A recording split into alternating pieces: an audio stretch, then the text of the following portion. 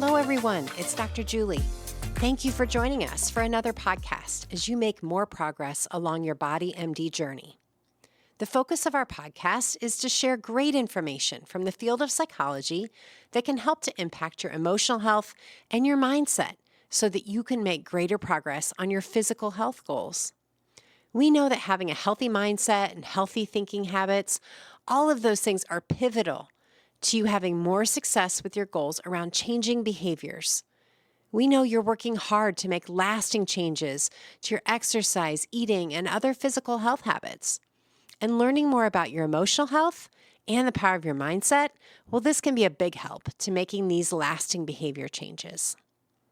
So in today's podcast, I want to talk about commanding your mind.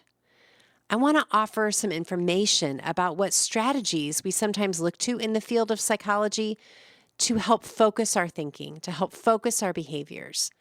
And the strategies we're going to talk about today can be especially helpful if we're frustrated or stuck with our mindset or with our behaviors.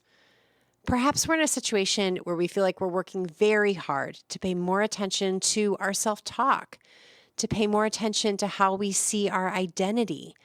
But maybe it doesn't feel like it's working in the way that we want. Maybe it's typically a great tool that you've been using, but you feel in a rut and you notice that it's tough to change that mindset or that self-talk. Maybe you're stuck in self-doubt, feeling powerless, or stuck in habits of not following through. And more days go by where you notice, well, I didn't meet my goal for today. Or you get in a rut of letting multiple days go by without doing something like meal planning or prepping, and instead you just are living and doing what's convenient. Or perhaps you're in a rut with other personal goals at home or work, like staying more organized, being more patient and intentional with how you interact with one another. All of these situations can be times where we notice that our mindset just feels stuck, where it feels like we're working on things, but we need a little kickstart to help our thinking shift.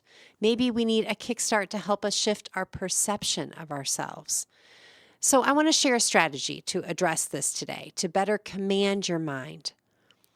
Over the years in my work within the field of psychology, I found it can be very helpful to consider that in some situations, we have to do a behavior first, and then the shift in thinking will follow. For me, working from this framework has been because of my belief in a theory of change known as cognitive behavioral theory. You might have heard about this before, and many times this framework or approach to helping people change or meet their goals is based on the idea that you have to change your cognitions. In other words, your self-talk, your thoughts. And the framework kind of says you have to change your cognitions in order to change your emotional state or in order to change your behaviors. But the cognitive behavioral framework allows us to consider that we can target any of the main three areas of our functioning. So we can target our behaviors, or we can target our thoughts, or we can target our feelings, those three. And if just one of those changes, then it will automatically impact the other two. So while there's incredible power in targeting primarily the mindset and thinking habits as a first line of change, there's also great benefit in reordering our steps to change at times, especially if we're feeling stuck. So instead of working today on noticing your thinking first, I want to introduce a new tool to your toolbox today. Today, I want you to consider whether it could help you to pick a small step toward a big behavior goal and just be disciplined enough to do just that small step first. And then know that once you have success with completing that small behavior, this will likely automatically challenge your current thinking patterns and your emotional state next, because all three are related, as we said, your behaviors, your emotional state, and your self-talk, your thoughts. So what could a small behavior change look like? There's so many options. But one example is to consider that even if we don't feel like doing something, or if we don't have a positive mindset about doing something, we can still force ourselves to do it. And this is an important piece of recognition if we're going to start with a small behavior change today. We can force ourselves to be disciplined enough to do a hard thing today, even if we don't want to, even if we're not fully invested in it. Think about it for a minute. We do it all the time. How many mornings do you not want to get out of bed, but you force yourself to do it anyway?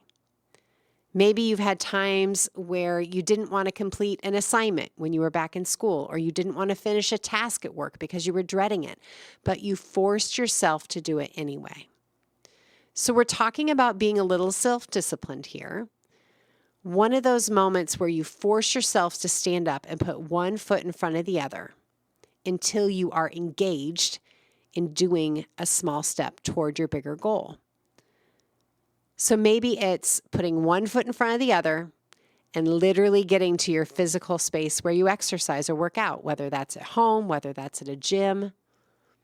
Or maybe there's another moment where you force yourself to pick up your phone and place the online grocery order to meal plan instead of just letting another day go by and winging it.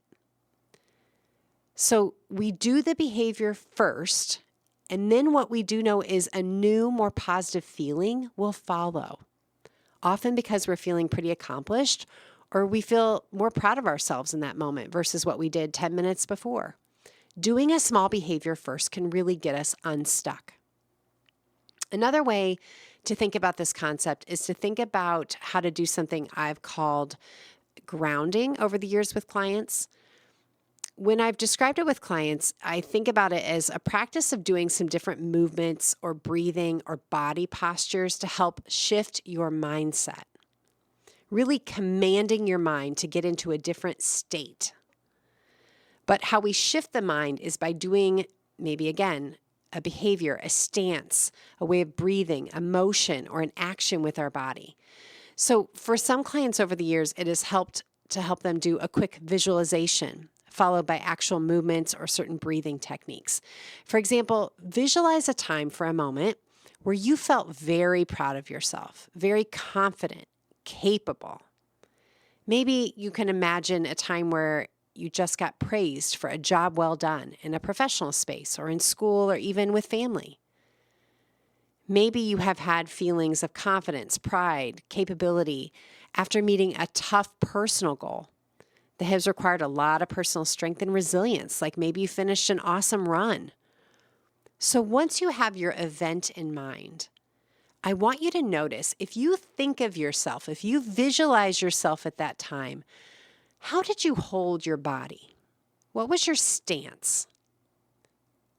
What was your breathing like then? What was your breathing rate? What was your breathing depth? Can you mimic all of that right now? I want you to think about what your posture might have seemed like in that powerful moment you're thinking back on, in that moment where you were confident, capable, proud. Were your shoulders back? Was your chest out a bit? Was your head held a little higher? Maybe your arms, your shoulders, your legs felt strong. I call this grounding yourself in the moment, recreating those physiological feelings to spark your brain into feeling more powerful. You start to realize you can command your mind and you can reclaim your power at any moment. You can command your mind to go back to that bodily feeling. Again, then once we can change one thing, like the physical bodily feeling, we can change our mindset and we can spark the energy we need to take a step toward a behavior again. One of the quotes I love is by Nick Saban, the famous football coach. He talks about, if you can handle the pain of discipline, then you won't have to handle the pain of disappointment. Now, I don't believe that you'll never have disappointment if you're disciplined, but I do think this quote relates really well to our behavior change goals. If you have a goal for yourself, for example, every day it's going to require some discomfort. It's going to require discipline. But if you're willing to handle that discomfort that comes from doing healthy things that the mind doesn't always want to do, then you don't have to face lingering disappointment and pain that comes from not following through. So either way, with either choice you have today, there's discomfort. I'd rather experience that discomfort while following through on goals I've set for myself, being true to what my spirit wants my life to look like, versus being undisciplined in the moment and then needing to sit with that feeling of disappointment because I did not live up to a goal that I had for myself. I hope this information today helps you experiment with a few strategies when you're feeling stuck with making thinking changes that you're striving to make. Wishing you all growth and a deeper understanding of yourself.